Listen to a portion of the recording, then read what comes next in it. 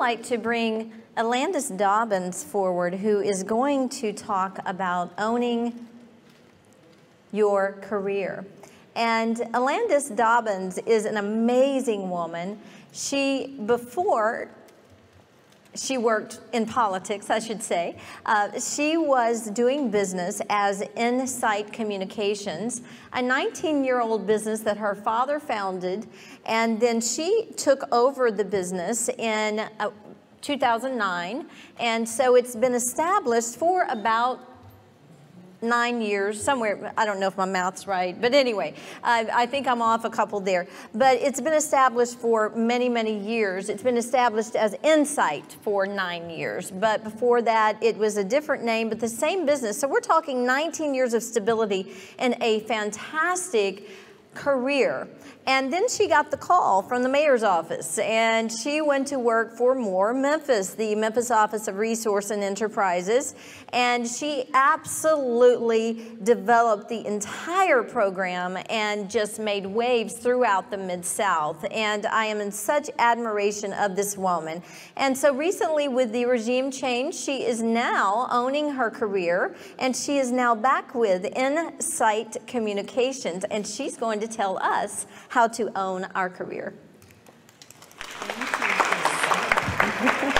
I love this woman, absolutely love this woman. I have to say that making this transition January 1st, I have to spend every moment rebuilding my business, right? Yes. And so when Sherry said, hey, I want you to be involved, I was like, oh my God, I'm so swamped every day. I said, I have to fill out all this paperwork, I have to set up my marketing, I have to make sure that I've dotted all the I's and crossed all the T's.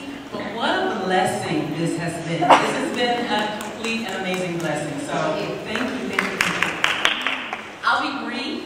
I know we want to get to our second keynote speaker today, our guest from Boston, but I just feel compelled to share, in my life, unlike Mary Beth, I think I'm a little hard-headed, and so my lessons are really, really deep and tough, okay? And so I call them shifts, creator shifts in your life. And so this is one of those, because I went into more when I worked for Mayor Wharton, thinking I was going to be there for a year, not into politics, never had worked for government before, had really lived the majority of my adult career. What I killed is what I ate. And so starting that business with my father in a small room that was probably the size of a table. We had a fax machine and a telephone, that was it. And we built that business to be the most successful African-American business in the community at that time before he passed 10 years ago. And so I've learned so much. He was a salesman for 3M, one of the first black salesmen for 3M. And so he went through all the Dale Carnegie and Zig Ziglar and all of those trainings. They sent him to the President's School, Ronald Reagan President's School, because he was one of the most successful salespersons in the country. And so I had this dynamic dad, this beautiful mom, who was a school teacher who just retired after 50 years this year. And so grew up in that kind of childhood, and really learned a lot from my father particularly. I was a daddy's girl. And so I'm so thankful. I didn't realize it before he passed because he got sick. And a year later was gone. And he'd never been sick a day in his life. Knew nothing about any of that, didn't take any medicine, exercised, ate well. And so that was one of those shifts, very difficult shifts. So I closed down the business, couldn't do it anymore without him being there, and sold off. And then a year later, so kind of, I really was kind of doing some things. I worked at a PR agency with Deidre Malone for a second. I mean, there was a lot of stuff going on where I was just like, okay. And then I woke up one day and said, all right, why don't you get back to what you know? What you did. It's not as hurtful anymore. And so that was, again, one of those shifts. And I started Insight Communication. As Sherry said a couple years ago, own your career. That was me owning. Me kind of floating around. I tend to say whatever I give 100%. No matter what it is, if I commit to doing it, I'm going to give that 100%. And then I was approached by Mayor Wharton to take up More. More was an agency in helps grow minority and women-owned businesses. Our city does not have a good history of doing businesses with women-owned businesses and minority-owned businesses. And so I took that challenge on. We created that organization. Only had me and an assistant.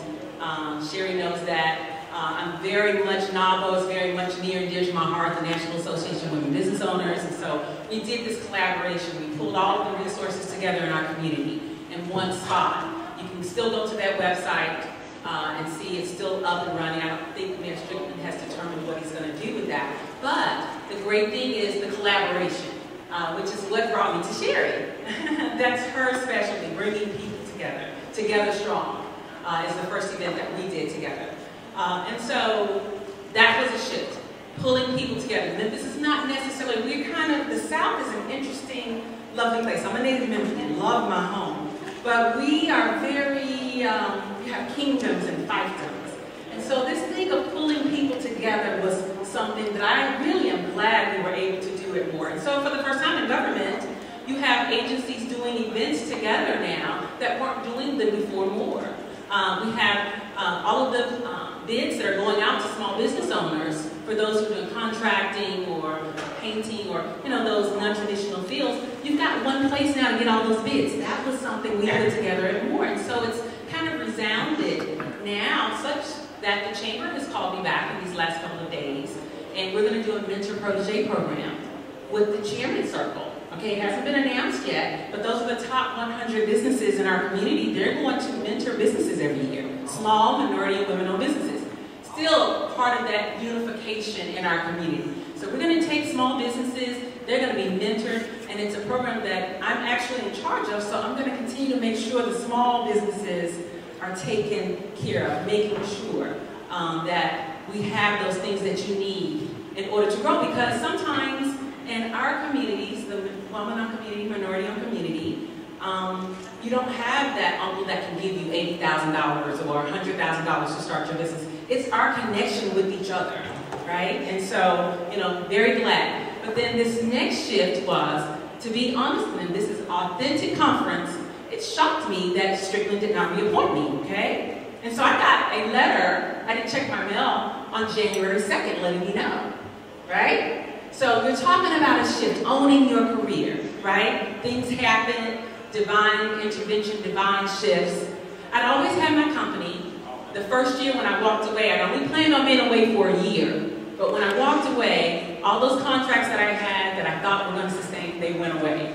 So I'm doing something I love. I love to kick back. I love to fight for the underdog, right? So I'm doing something I love it more. I'm helping women grow their businesses. I'm helping, you know, black people grow their business, Hispanics, that kind of thing. And then, you know, but I'm still having some pull like, God, I miss my business. I miss that challenge every day of growing it. And so, you know, I think I may have said that a little too much, because I said, hey, God, you know, I submit. And within 2 months, I get a letter saying, all right, time for a transition. So needless to say, that night I was panicking. I was talking to Leslie at my table, and on page day 9, it talks about not talking about things through the experience when you're kind of going through the panicky part. So I'm not at the panicky part anymore. As soon as people started finding out, opportunities started flowing my way, thank God for that. And I decided not to take another job. I said, you know what, let's get back to your passion. Let's get back to owning your career. Let's get back to answering when I said, God, I submit. Let's get back to that. And so I want to just share a couple of things. You have to surround yourself with the most amazing people that you can. Because I was getting calls every day. My sister group, they were praying for me. They were leaving messages on my voicemail that I would continue to listen to. I got Karen Clark Sheard's album, what's the name of it? I'm a Winner, no. Oh gosh, I can't think of the name of it. But I listened to that album 5 times a day. I mean, because you cannot let the negativity come in at those moments.